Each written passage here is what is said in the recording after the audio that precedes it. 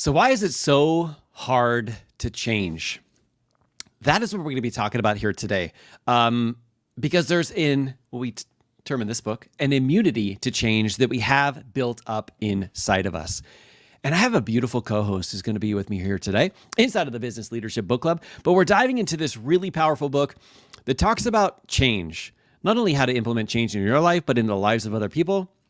And he does it in a very powerful way. We're actually going to bring the structure of the book forward today. But really, it has a lot to do with some of the ways that our immune system, or the way he terms it, actually prevents us from making the changes that we truly want to. And that's what we're going to do. We're going through our book club summary today. We got some incredible humans that are here too. Julie and Tina and Cynthia and Shelly. Oh, Shelly's a new member in the Inner Circle. Actually, she's been in the Inner Circle. I wonder if she upgraded. Upgraded. And then I have my beautiful co-host here, Teresa. How you doing? Beautiful. Good. I'm good. Okay, good. So I'm going to start including her in all of these because you guys have asked for it and because I love having support here with my beautiful wife. That's not true. Yes, every single one of these people have asked for you, promise. Okay, so here's what we're going to do, guys. We're going to dive into this book. For those of you guys who don't know, we'll talk a little bit about what our book club is, how to get inside of it. I'll leave it into the description if you're not a part of the book club right now. But we pick business and leadership books that help us grow, not only when it comes to exponentially grow our business, but also connect deeper with our family and get and stay in the best shape of our lives. And the book that we picked right now is Immunity to Change. And I just want to let you know a little bit of what is this, like a preview, this is the book that we're going to be reading next. Bam. John Maxwell, The 16 Undeniable Laws of Communication. We'll talk about what we're going to be doing, all that great stuff. If you're not a part of the book club, we'll talk about that in a few minutes. But we're going to dive right into the immunity to change. Now, all transparency, Teresa did not read this one. We had a lot of people in our community, and I already knew this was going to happen. I kind of primed it when we decided to pick this book. By the way, these books are picked by you guys based off of the surveys that you fill out when you join the team, because I want to make sure that it's something that relates and connects to where you are in your business and your personal life and what we can do to kind of help speed up that process.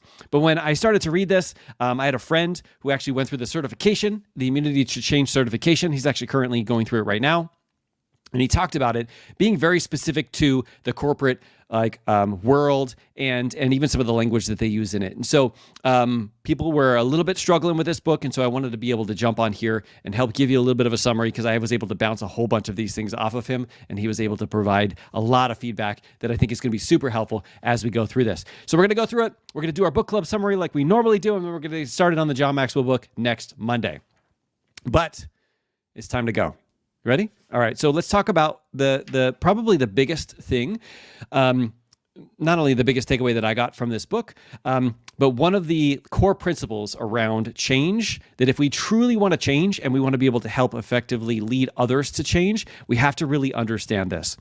And the first part of the book, yes, this was definitely an enjoyable challenge, Julie. The first part of the book talked about the trajectory of mental development in adulthood. And what he basically said is when they were putting together all of these studies, when they were doing all of their Harvard research and all that great stuff that they normally do over there in Harvard, I guess, he was talking about how they thought that after adolescence, you hit a peak in your mental development and your brain stopped developing. And what they come to realize is after diving into this, they actually found that was not true. The truth is that some people did reach the peak in adolescence and they did flatline and they didn't grow. But some people had 2 additional peaks. And each one of these peaks, they call it different plateaus of development when it comes to your brain.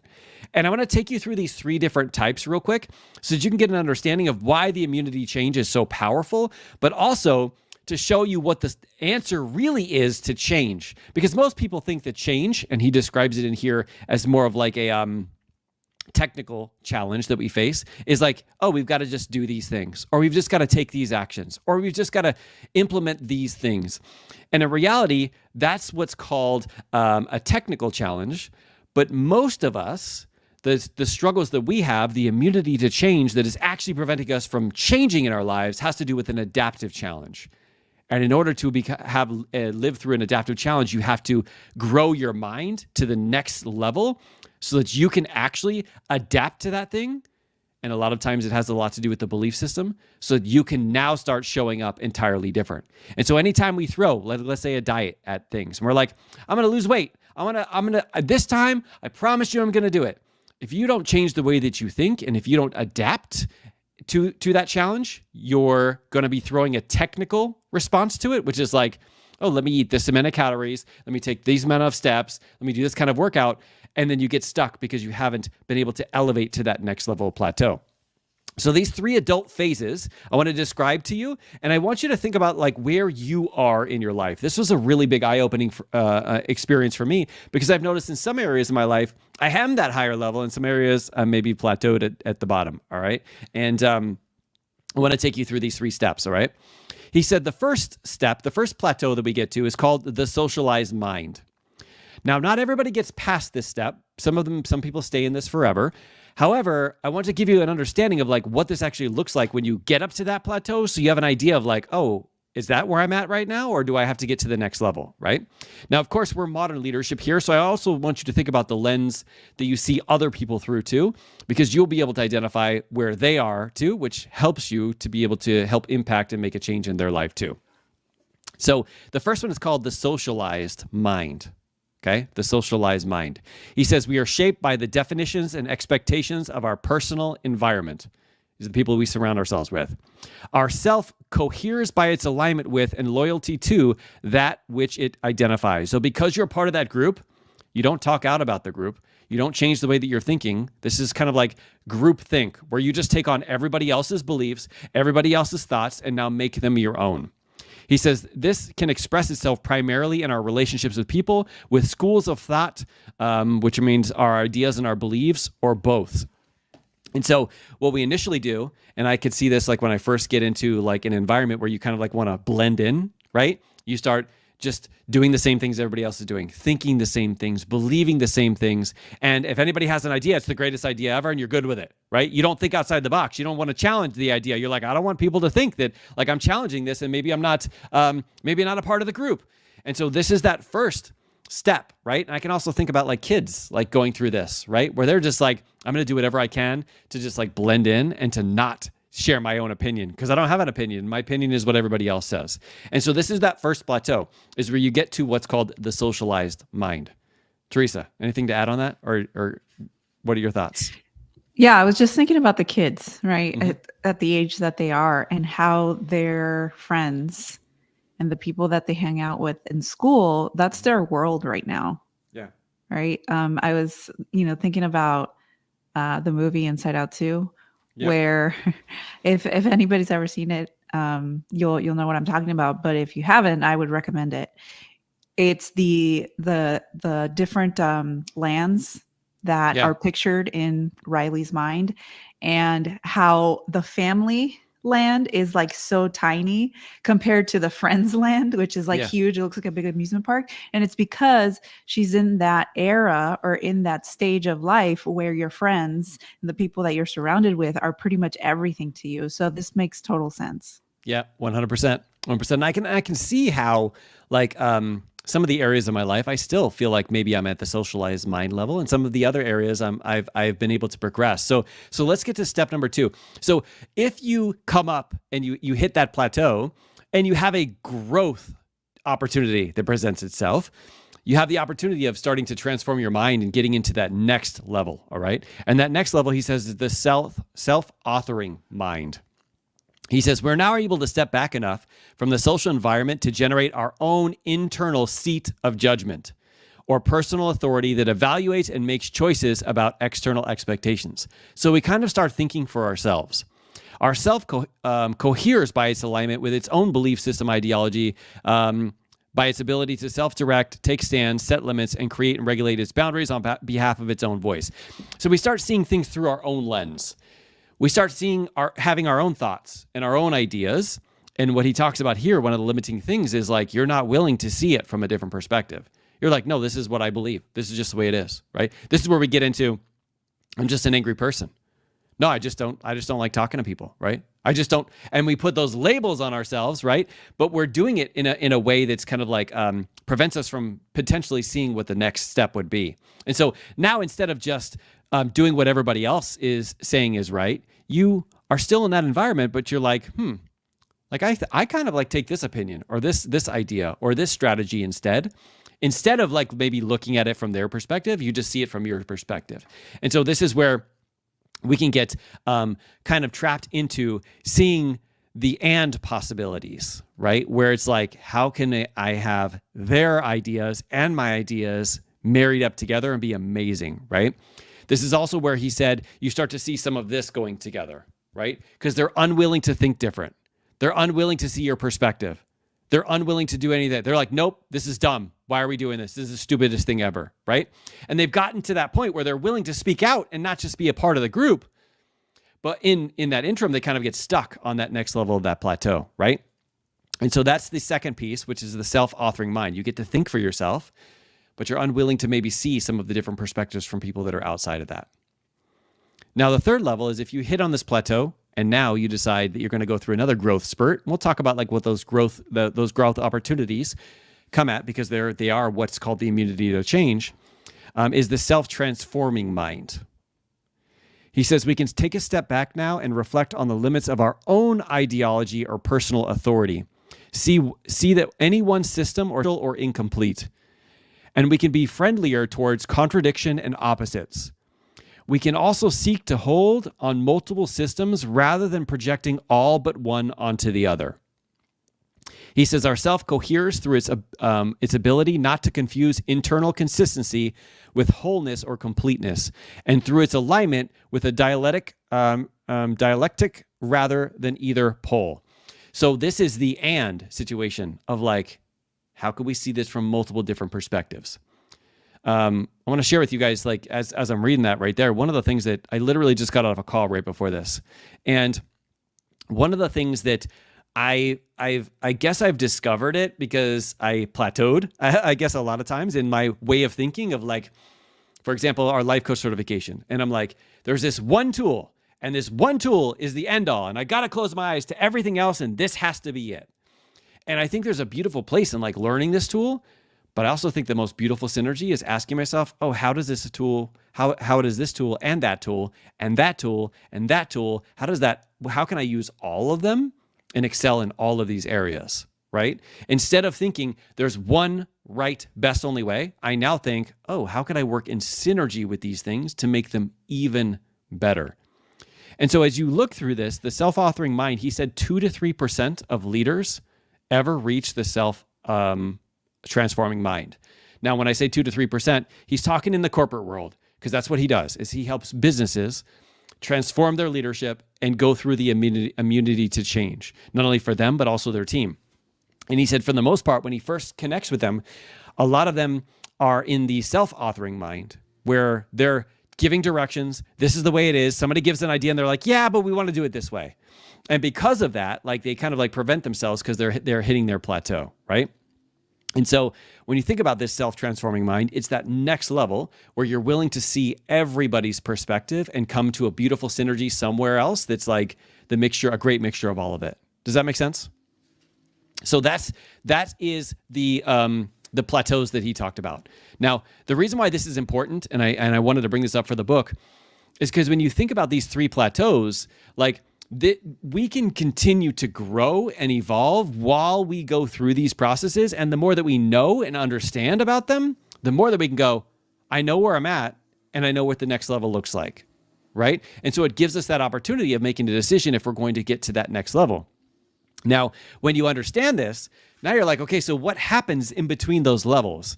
And that's really what the remainder of the book is all about. What he kind of talks about is just even in the whole idea that I talked about earlier about the difference between what's called a technical challenge versus an adaptive challenge, is when you're presented with a technical challenge, there's usually some things for you to do, some actions to take, like for the diet example, right? It's like, oh, I just need to eat less food and exercise more. And if that worked for most people, it would be just a technical challenge and you can give them what they needed and they would be able to succeed. But it isn't for most people. Some people it is a technical challenge, but for most people, it's an adaptive challenge, meaning you have to take your thinking to the next level, right? And how you have to do that is you have to identify where you currently are and where your currently thinking is, right? And how he describes this is identifying where your immune system currently is, where your immunity to change is. Now, we're not going to go extremely deep in this book because literally for the rest of the 250 pages, he goes through like 500 different examples of like how he's walked people through this. But I do want to give you an idea of some of the structure that he uses so that you guys can see how this actually plays out. But the reason why it's called immunity to change is because in reality, we have a goal that we want to accomplish, and our immune system, our internal wiring, wants to keep us safe. It wants to keep us like protected, which is what our immune system does. But if you have an immune system like Mark, sometimes your immune system makes a mistake and it accidentally starts to attack you because you have an autoimmune disease. And what he was talking about here is like sometimes your immune system will make a mistake. Like you will want to be able to accomplish more in your business. You will want to be able to spend more time with your family. You'll want to make more impact and make more money. But then something comes up and it keeps you stuck. Maybe you have this internal belief, right? This big assumption that's like, well, if I talk to people, they're going to think I'm salesy. And if they think I'm salesy, then maybe I'm a bad person. Or maybe I'm trying to sell them on something that maybe I don't know what it is that I'm doing. Or maybe I'm not going to be able to help them get their results. And when you think about that immune system that's trying to like make you feel safe, like we get to realize that, hey, this is actually not only our greatest opportunity to get to that next level in our growth, but that writing out this whole immunity to change diagram can actually help you see what is actually keeping you stuck. By the way, just a little side note, Teresa, can you see that my video is lagging a little bit, or is that just me? It is a little bit every once in a while. Yeah, it's kind of weird that it's doing that. I think it's because I clicked on the 4K button instead. So that is probably my biggest takeaway from the book, just understanding that we have this immune system. It's in place. It's there to protect us. And if we don't know about it, we can't get out of its way. But once we've identified where it is, we can have some type of structure. For us, we actually jump on and we do one-on-one coaching sessions with people, right? That's why people join our Success Pod. That's why they join the inner circle that we now have like upgraded to actually have more group coaching, is because when you become aware of it, now you can go down a different path and you can see and find something different, right? So it's all about that process of being able to tap into where you are and then what you can do to even grow even more. So, and by the way, I'd love to hear back. I know we have a lot of people who are here on the replay. I want to hear like what your biggest takeaway was from the book before I actually go through what's called the immunity map, so you can see how this actually plays out. By the way, Teresa, I didn't like ask you like, what do you want to do to get my attention to stop me from talking? Because otherwise, I'm going to keep talking for this whole time. It's okay. I can send you a message. Fine. I'm muting myself because there's a lot of noise outside, so I don't want to disrupt the feed. The gardener always loves to come by whenever we're doing a YouTube live. Okay, so guys, I'd love to hear in the chat like what your biggest takeaway is. I'm going to go through the immunity map right now just so you can have an idea of how they actually help get to the root of this. This is more based off of organizations and corporations and structures and businesses. I'll help pull it back so you guys can see how it applies to you. But this is also what we do. Like when I think about like how we've been able to incorporate our life and performance coaching, leadership coaching into all the other things that I've learned, especially like even something like this immunity to change. It's really powerful when you can grab them all, synergize them, like we were talking about, becoming that next level of not only leader, but also when your growth can actually help you connect more and help people get out of their way a lot more. Now, one of the things I do want to bring up before we dive into that, I told you a little bit about our next book, which is John Maxwell's 16 Undeniable Laws of Communication.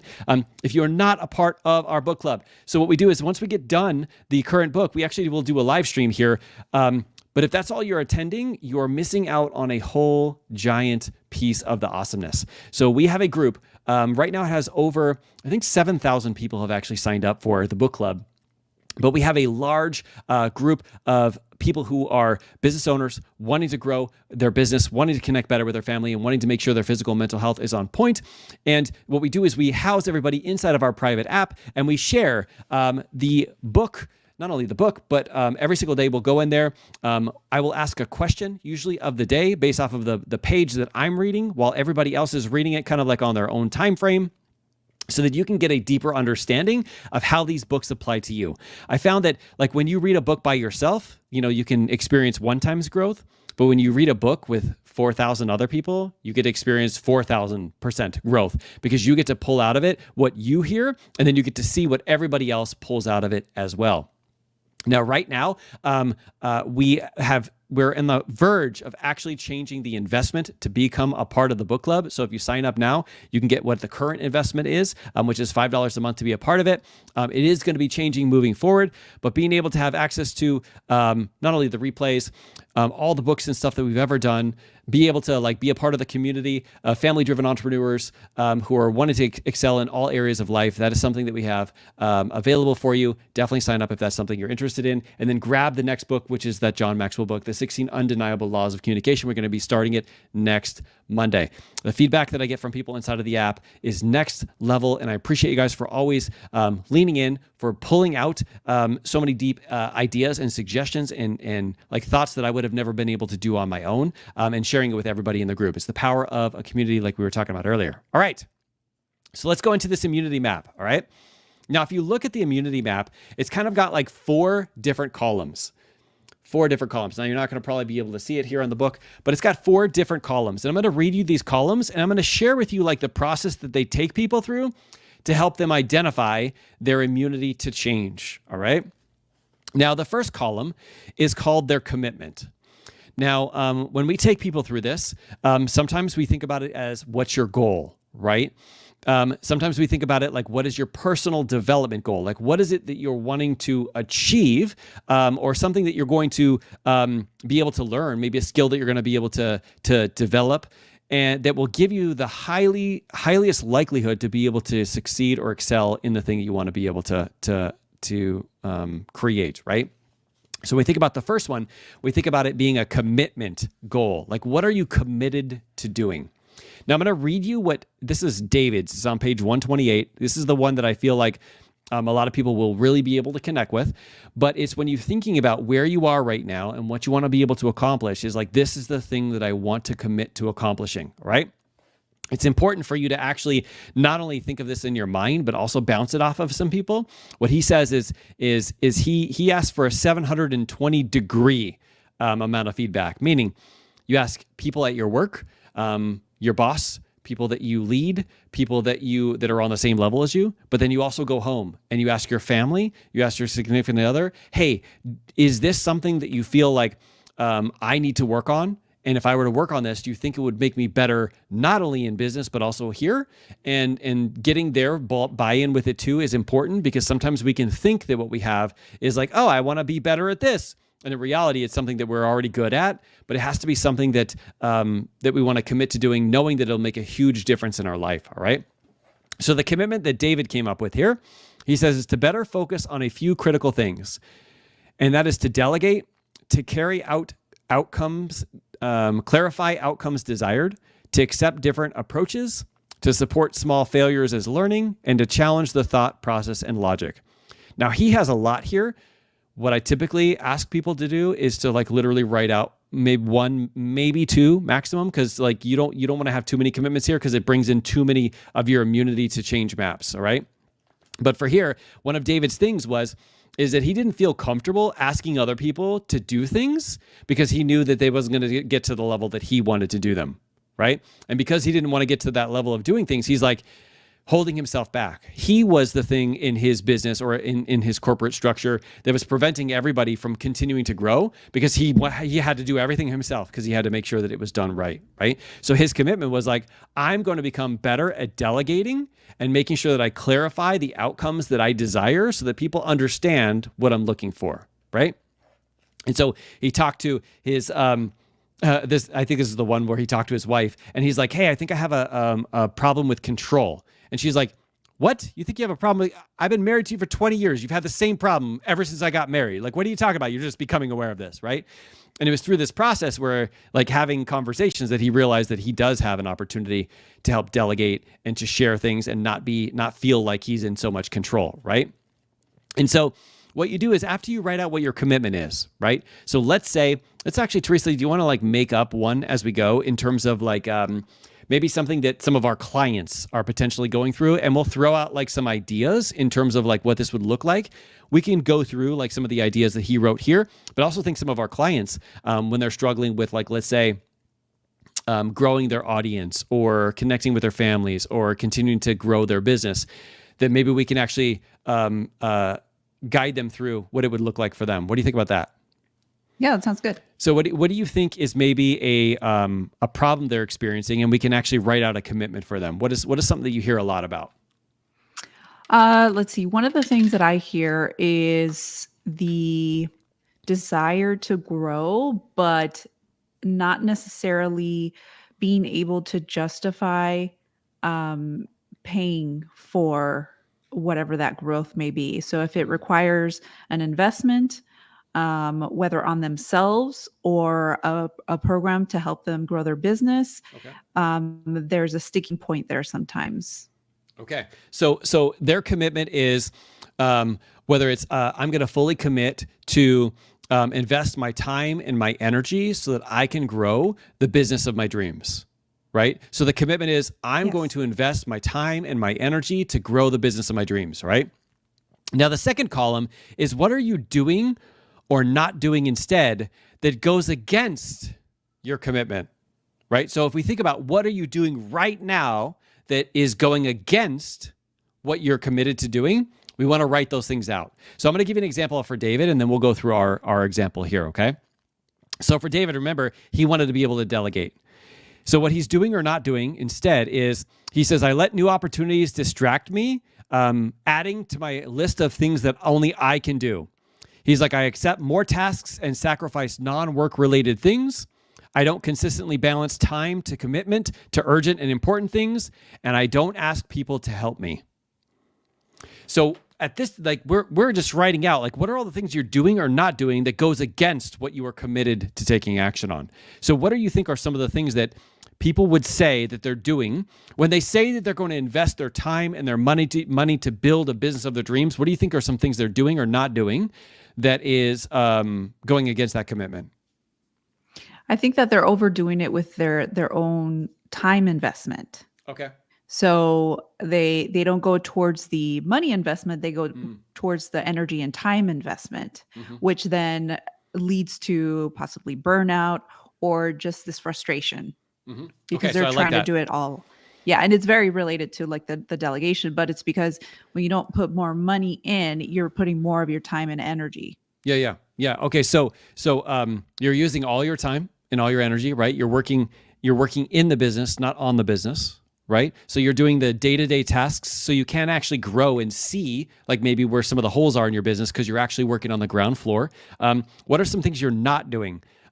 Maybe you're not learning a new skill that would help you to be able to increase your productivity, right? I don't know. I could even sense like some of the things that people are doing against that is you're looking for all the reasons why you're not going to be able to do this. You're not going to be able to succeed. And this is a huge waste of your time. Like, why would you even continue to do this? Right. And so that's what I kind of like see is like what some of the things that people do and not do. Is Rocket like making noise? Okay. Figured he probably hears me.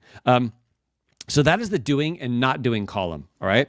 Now, the reason why we put that out there is because we want to see what are some of the things that we're doing and not doing that is out of alignment from our commitments, not because we want to shame or guilt ourselves, but because we want to become aware of where we are. And then from there, then we can ask ourselves if we can go to the next level, the next group of things to talk about, because now we're going to get to the nitty gritty of what's actually the immune system that's in place.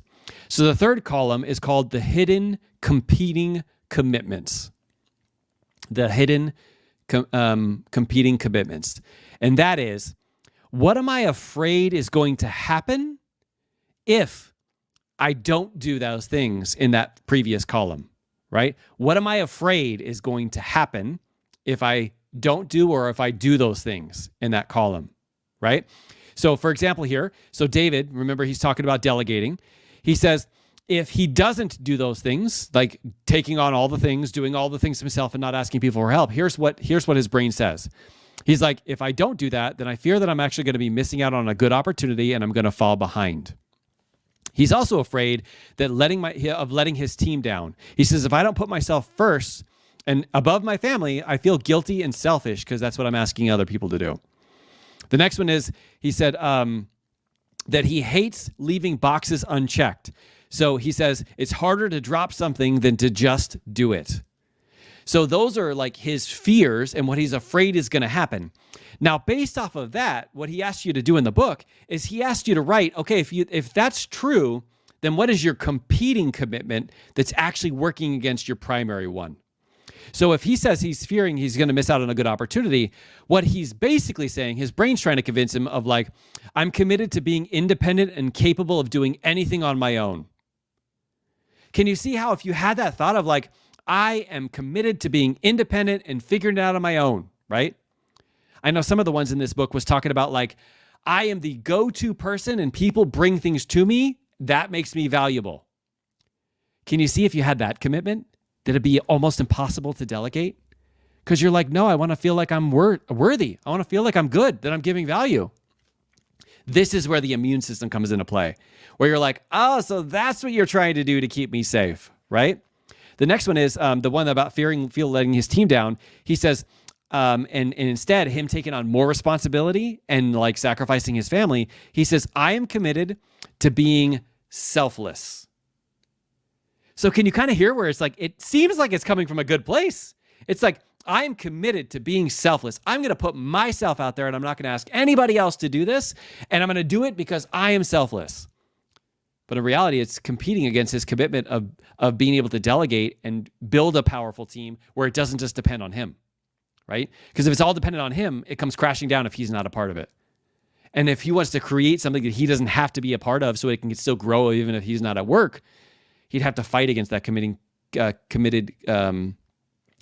commitment. And if he doesn't know it's happening, that's where the battle is, because it's his immune system trying to keep him safe. And the last one is, I dislike leaving boxes unchecked. He says, I'm committed to always finding a way to get it done myself. So I am committed to finding a way to always get it done myself. Can you guys see how when you look at these as commitments, they both look like they're all looking like they're coming from a great place. But one is actually your immune system keeping you stuck. Because if you're like, I'm committed to doing these things, to delegating, to make it so that I'm not a part of the business, so the business grows, so that everybody has more security, right? Because if it's dependent on me, what happens if I get hurt? Like the whole business comes crashing down, right? And so when you think about this and you think about those hitting commitments that are actually holding you captive, that's why you can't actually throw a technical solution at this. It's not about technically, oh, hey, just look at your calendar and just schedule some time to do this. Oh, just ask your buddy over there to be able to help you. Or like, no, like I literally believe that I'm letting them down, that I'm being selfish if I don't do that, right? And so this is why they call it an immune system. It like brings you to the awareness of like, I didn't even realize that I was doing that. Now let's go through our example, all right? So we think about the commitment. Initial commitment is I'm going to invest my time and my energy to create the business of my dreams so that I can support my family and like have whatever that is I want to be able to achieve, right? What are some things you're doing or not doing? I think we kind of like talked about like you're not investing money. You're just investing your time into things, right? You're overthinking it. I know that is something that like overthinking things over and over and over and over again, not actually leaning in and developing the skills that you need to. What were some of the other ones? Do you remember? I didn't write them down. No, I don't. Yeah, some of the things you're doing or not doing. You're probably not like reaching out and having conversations with people to like learn any new skills or to figure out what that next step is going to be. Maybe your thing that you're doing is you're just learning and you're not implementing and you're not taking any action on it, right? So this is going to be a different immunity map for everybody, which is why it's important to go through this yourself. But when you look at the hitting competing commitments, when you think about let's talk about that, right? So the first one is you're throwing more time at it, as opposed to like thinking about investing in things. What do you think you would be afraid of if you did the opposite? Meaning if you were to actually invest more money than you did time. What do you think would come up for people? Debt is one of them. Okay. Especially if they're already in it. So if they're already in debt, then they're afraid they're just going to get deeper and deeper into debt and not be able to get out of it. Okay. Can we stop for 1 second? Because let's actually, while we're doing that, so debt. So the competing commitment here is I am committed to growing a business without ever having to be in debt, without it ever having to cost me any money. Think about that for a second. I'm committed to growing a business without it ever costing me any money. I hate to break it to you, but that is not a good commitment to realize that you're like, oh my God, I can't believe that that's where my brain is right now. Right? I mean, even plug in, like, let's say that time was the issue. You can't say that I'm going to be able to grow my business without putting time and work into it. Right. So even if you plug it into a different belief, it still doesn't make sense. And I mean, this is all this is, right? The hidden commitments, or the hidden, is that what it's called? Hidden commitments. Hidden competing commitments. Yeah. Yes. So this is all the limiting beliefs and basically keeping you like status quo, because it's scary. Change is scary. And there's fear that comes in of the unknown, or what you might be doing that may be, setting you back. So yes. So these are all kind of like the self-limiting beliefs, the negative like narratives that happen in our mind to keep us from moving in the direction that we want to go. But the immunity comes in, or the immune system comes in and attacks those scary possible actions that you take moving toward your goals. Yeah, it's pretty crazy. Thank you for verbalizing that. It made it like a lot more clear for me too. And Julie actually came up with a really, really insightful thing. She said, first off, I find it interesting that our immunity to change goes back to us protecting ourselves. I believe the deeper our own traumas, the harder that protection shell has built, and what we focus on grows 100%. And Julie, you brought up a second topic here that I want to talk about because it's the next column in the immunity to change. She says, time without learning new skills would also take time away from my family. Yes. These are what's called big assumptions, okay? These are what's called big assumptions. So we went through the first three levels, the first three columns. The fourth one is called big assumptions.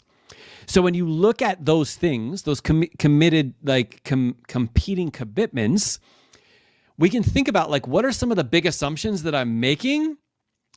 And can I test them to see if they're true?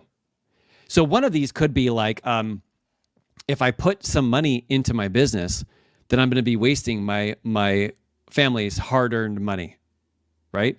And so that is an assumption that you have. Your assumption is, if I learn new skills, I'm taking from my family. Really? Like, I mean, that's what our brains will try to convince us. But now we want to ask ourselves, can we test this assumption? Can we test that when we put money into our business that we take from our family? And when you set up a test, is what he does, you get an opportunity to see, is that true? Is it true all the time? I mean, I don't know about you guys, but like life coaching, $20,000 into life and performance coaching for me to be able to go through, and then all of the other money that I spend be a part of the Dad Edge, I would tend to think that it gave to my family more than it took away. I mean, I don't know. Maybe you guys can ask Teresa offline, because right now she's getting paid to do this. No, I'm just kidding. But like, when you think about it, it's like, is that really a true assumption? And what he does is he says, test it, put it out there, test it, see what happens, see whether it's true or not. And if it is true, is it true some of the time and part of the time? And are you willing to think differently about it, get up to that next level that he was talking about at the beginning? Or are you okay with just having those big assumptions?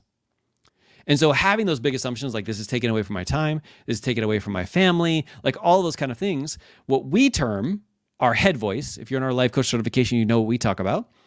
And we kind of set up we don't set up like hey, can we test the big assumptions? In the process that we take you through, we're literally testing it as we go. We're testing it because we're like, you did that. Let's think about what you did and how you showed up. And let me show you why you showed up and took those actions. And let me show you a different path if you choose to go down this path instead, right? So we literally have it built in to that part of the becoming aware of your hidden competing commitments, right? Because that's really what the head voice is, right? But when you see that, now you have the idea of like, oh, that's my assumption. Do I want to test it and see if it's true? Or do I want to make a change to it? Or do I just want to stick to what it is? Does that make sense? So in our example, the assumption could be, you could even have an assumption like, if I spend money in my business and this doesn't work, it will all be a waste of time and energy, right? Or if I spend money and I actually get clients, I don't even know if I can help them. Maybe that's an assumption that you have. Like, what happens if I get clients? What happens if somebody says yes? Mm-hmm. And when you get to this root of this assumption, you're like, wow, really? That's kind of like what I'm thinking? And that is an assumption that you can test, right? Because you can set up a test for, why don't you reach out to someone and see if you can help them, right? It's funny because when you don't have money attached to it, we can help everybody on the planet. We're like, absolutely, let me share this. This is so awesome. Like, I'm going to be able to help you, and we do it. But then for some reason, we have a lot of people who, especially if they're early on in their entrepreneur and business journey, they take some money for something and they're like, oh my God, like, I don't know if I can help this person, right? And so the introduction of money has to do with money limiting beliefs, but money big assumptions, right? But then when we get to the root of it, we're like, let's test that theory. Have you never been able to help anybody in your life, right? It's like, and when you can look at that and go, okay, that is a false assumption, then you can start working through what it's going to take in order to create a new assumption. Now, he doesn't talk a lot about that in this book. That's something that they do in like a one-on-one coaching atmosphere. Obviously, that's something that Teresa and I do every single time that we do a success pod call or one-on-one. And now a part of the inner circle, we're going to be able to get in to be able to help you see where these hidden competing commitments are using our language of life coaching, but being able to show you what the assumptions are and how, if you continue to go down that path, how you'll continue creating that kind of results in your life. So I wanted to take you guys through that real quick, just because that is what the entire book is about. And there's a lot of jargon and there's a lot of things where it's like, what are they talking about? But I think it was really powerful for me to even go back and read it and slow down and ask my buddy who's going to be going through the certification to be able to help connect these, because it really is a powerful tool when you can use something like this, even in a big organization, where you're actually like, okay, what is our commitment, guys?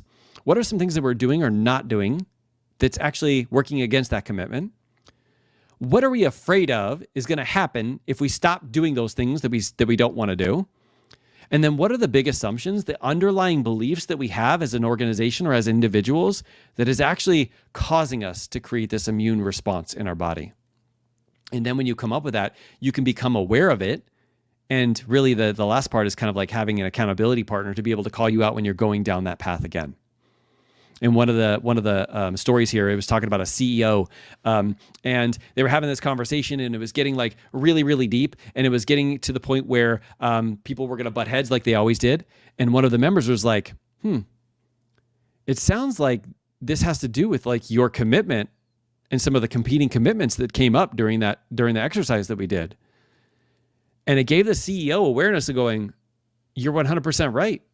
Like, my thing was to always lean in and to make things happen my way. And it's happening again, right? And so it gives people a tool to be able to have that conversation where I'm not like, hey, why are you doing that again? I'm like, hey, remember we did this thing? The immunity to change. Do you think that it's coming up again? And so it's not somebody pointing their fingers at you. It's pointing fingers at the process, right? Just like our push method. It's pointing fingers at the process, not at the person. Because when we understand that's how our belief system works, or how what they say immune system works, we realize that we can change it if we decide to do that. So that's the power, not only of this book, but just of like understanding the subconscious mind and really how it works. And that's honestly what we do a lot inside of the inner circle, in our success pods, in our one-on-ones, is help people become aware of what is actually keeping them stuck so they can lean in and take whatever that next step is to help them get out of that. And it has a lot to do with being able to adapt, get to the next level of growth by being able to see it not only through your perspective, but being able to see it not only through other people's perspectives, but also being a synergy of a beautiful place in the middle where we all get to win, right?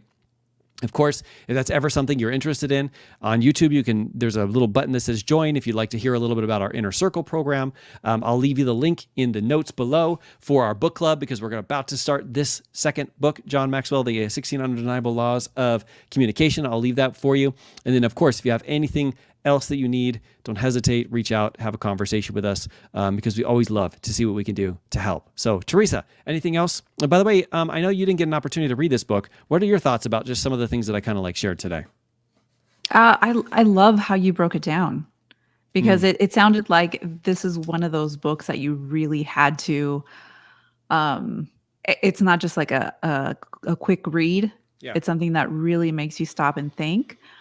So the fact that you kind of just brought the key pieces of the book and what it's about, and just kind of lay it out in much simpler terms, I think is great. And I mean, I'm excited to actually read the book, to be honest, Yeah. to see, because there's so many similarities to what we do and how we help our clients. And I think that would be a really great way for me to see it from a different perspective.